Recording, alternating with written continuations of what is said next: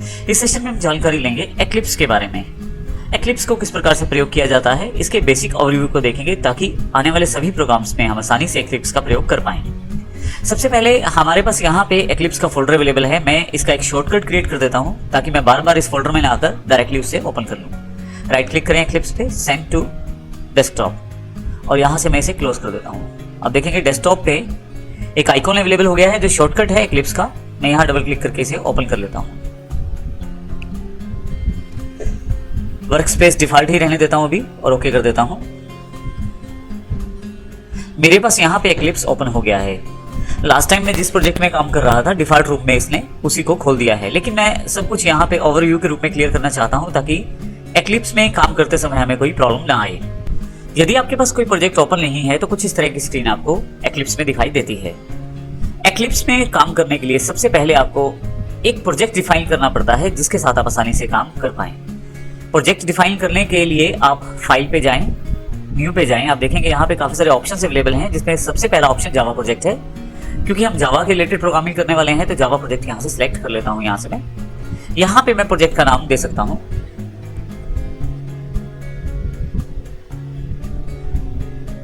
मैं यहाँ प्रोजेक्ट का नाम फर्स्ट प्रोजेक्ट दे देता हूँ। लोकेशन वही रहेगी वर्क स्पेस की जिसमें मैं डिफॉल्ट रूप से काम कर रहा हूँ। अब यहाँ से रन टाइम एनवायरनमेंट चूज कर सकते हैं। यहाँ पे JRE की सेटिंग्स दी गई हैं जिसका अर्थ है जावा रन टाइम एनवायरनमेंट। क्योंकि मैंने यहाँ पे जावा स्टैंडर्ड एडिशन का सबसे लेटेस्ट वर्जन जो कि 1.8 है डाउनलोड किया है, तो मैं इसके साथ इसे एग्जीक्यूट करना चाहता हूँ अपने सभी प्रोग्राम्स को। लेकिन यदि आप चाहें तो पहले से डाउनलोड किए पिछले वर्जन के साथ भी आप अपने प्रोग्राम की कंपैटिबिलिटी चेक कर सकते हैं।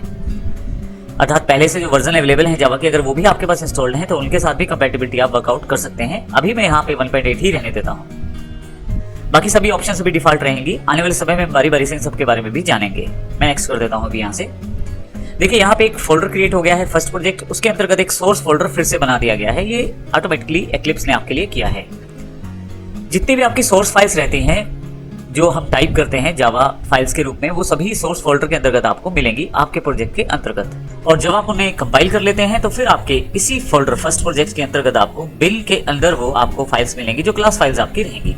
तो इसका अर्थ ये हुआ कि जितनी भी सोर्स फाइल्स जावा फाइल्स हैं वो सोर्स फोल्डर के अंतर्गत, और जितनी भी आपकी क्लास फाइल्स हैं वो बिल फोल्डर के अंतर्गत आपको मिलने वाली है। यहाँ से मैं इसे फिनिश कर देता हूँ। जैसे आप फिनिश करेंगे आपके लेफ्ट हैंड साइड पे प्रोजेक्ट एक्सप्लोरर में यहाँ पे फर्स्ट प्रोजेक्ट के रूप में यहाँ पे अवेलेबल हो जाएगा एक फोल्डर। यहाँ यदि मैं इसे एक्सपेंड करूँ तो आप देखेंगे इसके अंदर 2 सब फोल्डर्स हैं। सोर्स जिसमें हम अपने जावा कोर्स को डिफाइन करेंगे, और एक है डिफॉल्ट रूप में जावा रन टाइम एनवायरनमेंट के द्वारा इंपोर्ट किया गया फोल्डर जावा JRE सिस्टम लाइब्रेरी, जो कि हमारे लेटेस्ट वर्जन से रिलेटेड है। अगर आप इसको एक्सपेंड करें तो इसमें आपको काफी सारी फाइलें पहले से लोडेड मिलेंगी जो आपके जावा के कोड को चलाने के लिए आवश्यक हैं। अभी हम इसको भी डिस्कस नहीं करेंगे और इसको मिनिमाइज कर देता हूं यहाँ से मैं। अब यहाँ पे आपके पास सोर्स फोल्डर क्रिएट हो चुका है। यहाँ पे हम लोग अपने जावा प्रोग्राम को डिफाइन कर सकते हैं। अब यहाँ पे हम कुछ इंपॉर्टेंट पॉइंट को डिस्कस करने वाले हैं जिसमें सबसे पहले हम बात करेंगे जावा की फाइल्स को किस प्रकार से बनाया जाए। सबसे पहले जावा की फाइल बनाने के लिए आपको जावा की क्लास डिफाइन करनी पड़ती है। इसके लिए हमें मैन्युअली एक्लिप्स में कोडिंग की जरूरत नहीं है। हम सोर्स पर जाएंगे, राइट क्लिक करेंगे, न्यू पर जाएंगे और यहाँ से क्लास को क्लिक कर देंगे। जैसे ही आप क्लास को क्लिक करेंगे आपके पास एक डायलॉग बॉक्स ओपन हो जाएगा जिसमें आप बेसिक सेटिंग्स के द्वारा अपनी क्लास को डिफाइन कर सकते हैं। तो यहाँ पे जो सेटिंग्स है उसको चेक कर लेते हैं। सोर्स फोल्डर जो जहाँ पे आपकी जावा फाइल सेव होने वाली है, यहाँ पे हमने अभी कोई पैकेज डिफाइन नहीं किया है। डिफॉल्ट रूप में जावा में पैकेजेस के रूप में काम होता है, लेकिन अभी इसको आगे डिस्कस करेंगे। इसके अतिरिक्त यहाँ सबसे इंपॉर्टेंट पार्ट मुझे नेम डिफाइन करना है मेरी क्लास का। मैं इसे यहाँ पे डिफाइन कर देता हूँ टेस्ट। ध्यान रखिएगा क्लास का नाम आप हमेशा कैपिटल लेटर से शुरू करें। हालांकि यदि मैं इसे स्मॉल लेटर से भी शुरू कर दूं तो भी मेरा कोड चल जाएगा, लेकिन बेहतर रहेगा कि हम जावा की कन्वेंशंस को फॉलो करें, जावा के बेसिक रूल्स को फॉलो करें। उस केस में हमें ध्यान रखना होता है कि हमारी क्लास का नाम जो है वो कैपिटल लेटर से शुरू होना है। इस कारण से मैंने यहाँ पे टी को कैपिटलाइज कर दिया है और टेस्ट हमारी क्लास यहाँ पे डिफाइन हो रही है। तो नाम मेरी क्लास का टेस्ट है। इसके अतिरिक्त यहाँ पे मॉडिफायर्स हैं, पब्लिक, पैकेज, प्राइवेट, प्रोटेक्टेड। इसकी जानकारी हम आने वाले सेशंस में लेने वाले हैं। सुपर क्लास की जानकारी भी हम आने वाले सेशन में लेंगे। इंटरफेसेस को भी जानकारी लेंगे हम आने वाले सेशन में। अभी बाकी सभी सेटिंग्स वैसे ही रहने देता हूं, लेकिन एक इंपॉर्टेंट सेटिंग है public static void main function को इंक्लूड करना। यदि आप जावा के कोड को रन करना चाहते हैं तो जरूरी है कि आपके पास एक special function public static void main आपके पास इंक्लूड होना चाहिए। तो मैं यहाँ इसे क्लिक कर देता हूँ ताकि मेरे प्रोग्राम में ये इंक्लूड हो जाए। फाइनली फिनिश कर देता हूँ। जैसे ही फिनिश करूंगा आप देखेंगे यहाँ पे लेफ्ट साइड पे डिफॉल्ट पैकेज के अंतर्गत test.java के नाम से मेरे पास एक फाइल तैयार हो गई है। यहाँ यदि आप देखें तो ये सारी कोडिंग मेरे पास तैयार हो चुकी है क्लास टेस्ट की। यहाँ पे कुछ एक इंपॉर्टेंट बातें हैं, जैसे कि यहाँ पे हमारे पास क्लास का जो नाम है वही हमारी फाइल का नाम भी इसने डिफाइन किया है। तो जब भी आप काम करें जावा में तो आपकी क्लास फाइल के नाम से ही आपके पास आपकी फाइल का नाम होना चाहिए। जैसे मेरे पास क्लास का नाम टेस्ट है तो यहाँ पे मेरे पास फाइल का नाम भी टेस्ट ही है और सेम लेटर्स के अंतर्गत। यहाँ पे देखें आप, मेरे पास स्टैटिक वॉइड मेन एक फंक्शन अवेलेबल हो गया है। मैं अभी कोडिंग में नहीं जाता, अभी हम डिस्कस करेंगे कि एक्लिप्स में प्रयोग किस प्रकार से किया जाता है जावा को, और एक्लिप्स के बेसिक इंटरफेस की जानकारी हम इस सेक्शन में लेने वाले हैं। तो अभी मैं यहाँ पे एक default line print clear available कर देता हूँ ताकि मेरे पास आसानी रहे काम करने में। मैंने यहाँ पे एक लाइन ऐड कर दी है system.out.println। यहाँ पे अभी हम किसी तरह की क्लास की जानकारी या किसी भी तरह की फंक्शन की जानकारी नहीं ले रहे हैं। अभी हम डिस्कस करेंगे कि हम किस प्रकार से एक्लिप्स में काम कर सकते हैं जावा के साथ। तो हमने अभी तक देखा किस प्रकार से हम प्रोजेक्ट डिफाइन कर सकते हैं, सोर्स फोल्डर के अंतर्गत किस प्रकार से क्लास डिफाइन कर सकते हैं, तो वो हमारे पास यहाँ पे अवेलेबल हो गई है। तो जब भी आप अपनी कोडिंग को डिफाइन करते हैं एक्लिप्स में तो उसे रन किस प्रकार से करते हैं। यहाँ पे मैंने एक छोटा सा प्रोग्राम डिफाइन किया है। किसी भी प्रोग्राम को रन करने के लिए यहाँ पे ऊपर की तरफ रन बटन अवेलेबल है आपके पास। यदि आप यहाँ ड्रॉप डाउन बॉक्स पे क्लिक करें तो यहाँ पे इससे रिलेटेड काफी सारे और भी ऑप्शन अवेलेबल हैं। अभी मैं केवल यहाँ पे क्लिक कर देता हूँ रन पे, और यहाँ पे देखिए आपके पास सेव एंड लॉन्च का ऑप्शन आ जाएगा। मैं इसे ओके कर देता हूँ। तो आपके पास ये प्रोग्राम रन हो गया है। इसकी जानकारी मुझे यहाँ कंसोल विंडो से मिल रही है। नीचे की तरफ मेरे पास यहाँ पे एक कंसोल पैनल अवेलेबल है जो एग्जैक्टली मेरे पास आउटपुट थी मेरे प्रोग्राम की।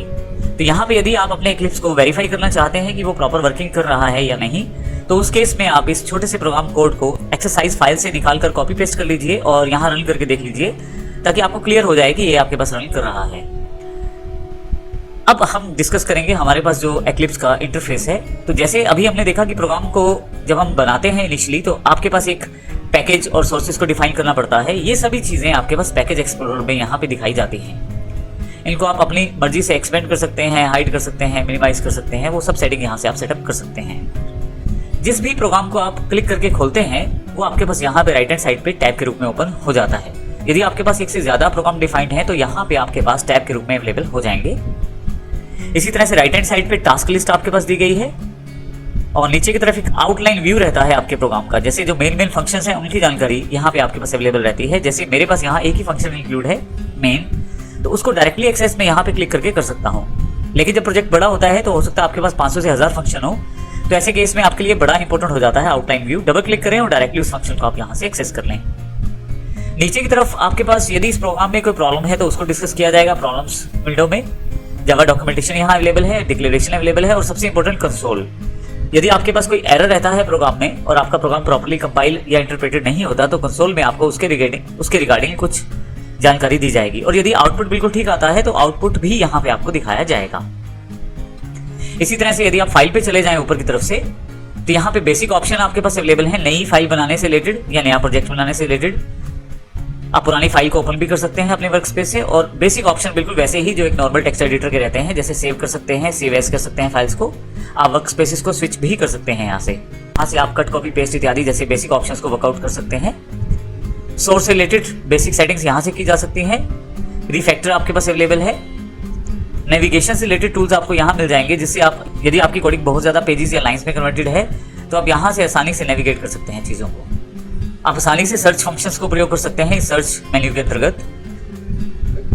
प्रोजेक्ट से रिलेटेड ऑप्शंस आपको यहाँ पे अवेलेबल हो जाएंगे। प्रोजेक्ट जहां से आप प्रोजेक्ट को ओपन कर सकते हैं, क्लोज कर सकते हैं और बिल्ड कर सकते हैं। आपके पास यहाँ पे रन एक इंपॉर्टेंट मेन्यू रहता है जहां से आप अपने प्रोग्राम को रन कर सकते हैं। जैसे कि हमने देखा था यहाँ पे रन बटन भी मेरे पास अवेलेबल है और मैं चाहूँ तो रन में जाकर यहाँ रन पे क्लिक कर सकता हूँ, या आप कंट्रोल F11 के साथ डायरेक्टली अपने प्रोग्राम को रन कर सकते हैं। अगर आप केवल डिबग करना चाहते हैं तो F11 से कर सकते हैं। इसके अलावा यहाँ पे रन हिस्ट्री अवेलेबल है और कॉन्फ़िगरेशन अवेलेबल है। सेकंड लास्ट मेन्यू विंडो में आपके पास काफी सारे ऑप्शन हैं जो आप चाहें तो एक और एक्लिप्स ओपन कर सकते हैं नई विंडो से। मैं अभी इसे क्लोज कर देता हूँ। इसी तरह से आप एडिटर पे कुछ बेसिक सेटिंग्स को मॉडिफाई कर सकते हैं। यहाँ सबसे इंपॉर्टेंट है आपके पास विंडोज में पर्सपेक्टिव। पर्सपेक्टिव से आप सारे इंटरफेस को रीसेट कर सकते हैं। मान लीजिए किसी कारण से मैं टास्क लिस्ट को क्लोज कर देता हूँ, आउटलाइन भी क्लोज हो जाता है और ये फाइल भी क्लोज हो जाती है, तो मैं इन सबको वापस ला सकता हूँ। इसके लिए विंडो पे जाना है, पर्सपेक्टिव पे जाना है और यहाँ से मुझे रीसेट पर्सपेक्टिव क्लिक करना है। जैसे मैं यस करूंगा मेरे पास ये बेसिक टूल्स सभी वापस आ जाएंगे और बेसिक्स विंडोज के साथ। और ये जो फाइल है test.java, इसके लिए मैं पैकेज एक्सप्लोरर में जाकर डबल क्लिक कर दूंगा तो ये फाइल भी मेरे पास अवेलेबल है। कुछ एक्स्ट्रा है हेल्प अगर आप चाहते हैं एक्लिप्स के बारे में तो यहाँ से वर्कआउट कर सकते हैं। तो अभी हमने इस सेशन में जानकारी ली किस प्रकार से एक्लिप्स को हम खोल सकते हैं, एक्लिप्स में अपनी क्लासेस को, एक्लिप्स में अपने प्रोजेक्ट को डिफाइन कर सकते हैं, अपनी फाइल को डिफाइन कर सकते हैं, रन कर सकते हैं। तो मैं उम्मीद करता हूँ यहाँ पे ये सब चीज़ें क्लियर हैं आपको। और अगले सेशन में हम जानकारी लेंगे अपने पहले प्रोग्राम के बारे में और इसके बेसिक कॉन्सेप्ट की जानकारी लेंगे कि क्या क्या चीज़ें हम जावा के प्रोग्राम में प्रयोग करते हैं और जावा के प्रोग्राम को किस प्रकार से रन करते हैं। धन्यवाद।